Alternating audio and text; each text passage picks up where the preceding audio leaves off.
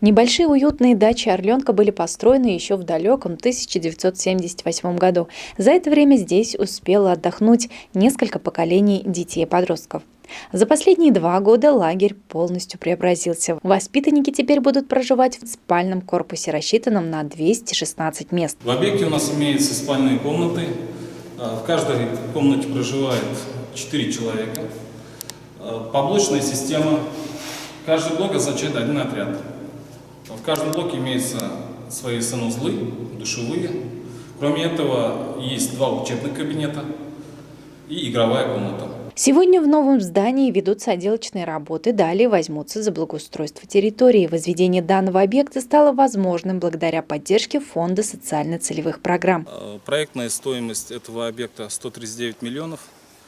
В связи с чем это было сделано, у нас старые корпуса уже не проходят по пожарному минимуму, поэтому в 2019 году было принято решение построить новый спальный корпус. По проекту предусмотрена лыжероллерная трасса, 2 детские площадки.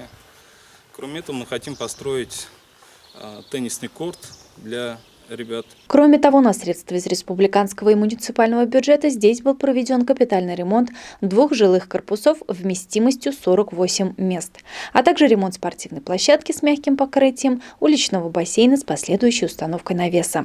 Напомним, что во время весенних каникул обновленный «Орленок» уже принял своих первых отдыхающих. В течение недели здесь проходили спортивные сборы «Потомки Урал-Батыра» для 30 юных самбистов, боксеров, тайквондистов из Лишевского и Чекмагушевского районов.